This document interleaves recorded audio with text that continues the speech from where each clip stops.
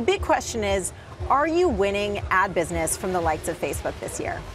Well, I think there's definitely a lot to go around, obviously, as people start transitioning dollars away from traditional mediums like television. I think the really important thing for us has been the way we've evolved the business over the last 3 years. So, 3 years ago at Cannes, we announced full screen vertical video, and people thought we were crazy, right? At the time, everyone had little postage stamp sized video, and that's how they were running ads all over mobile. And so we started cutting everything full screen, vertical, and now that's just become a dominant format all across mobile. And I think what we tried to do since then was start solving a lot of the problems advertisers were having. In the beginning, people said, gosh, advertising is really expensive on Snapchat. It's really hard to buy. It's hard to measure. And over the last 3 years, we went from being one of the most expensive ad products to now today being the least expensive actually in our peer set, thanks to, programmatic and things like that. There's been a lot of attention here on the fact that Facebook has copied some of your most popular features.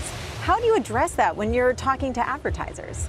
I think we just have to continue to innovate, and obviously I think one of the things that's become really clear over the past couple months is how important values are to consumers and therefore to advertisers. So I think now a lot of times when people are buying advertising products, they of course want them to work, so we have to provide a lot of ROI and value for advertisers, but they also want to feel good about what they're buying. They want to feel like they're having a positive impact on the world. But if your stock is still down 90% from your IPO price, what does it mean if you're innovating and someone else is copying that innovation? How do you talk to investors about this issue? I think one of the things we've seen in technology over time is that the innovators win in the long run, so we just have to stay focused on our customers and continue to deliver great innovation. But does that mean that you're going to continue innovating and that Facebook's going to continue copying your innovation? How do innovators win in the long run when you have a giant that massive that could copy the innovation? I think usually when the innovators win is when a really big platform shift happens, which is why we're investing so heavily in things like augmented reality. We believe ultimately in the next couple decades that computing is going to be overlaid on the world around you. And ultimately that's why it's so important for us to focus on the camera, because when you open our application today,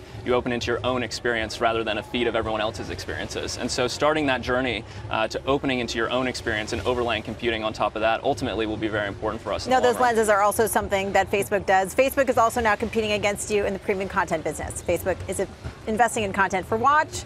You have Discover. Facebook has talent such as Tom Brady making content for them. How are you going up against Facebook when you're trying to get the same premium content? I think one of the really unique things we've done in our ecosystem is really protect the friend graph. So for us, it's really important that you feel comfortable expressing yourself on Snapchat. And so what we've tried to do over time is make sure that you only add people that you really care about, so you don't end up in that awkward situation with 1,000 friends you don't know at all. And so I think for us, that's a long-term competitive advantage by being really careful about who you're actually sharing your content with on your service. It makes you more likely to create and feel comfortable creating. Hey there, thanks for checking out CNBC on YouTube. Be sure to subscribe to stay up to date on all of the day's biggest stories. You can also click on any of the videos around me to watch the latest from CNBC. Thanks for watching.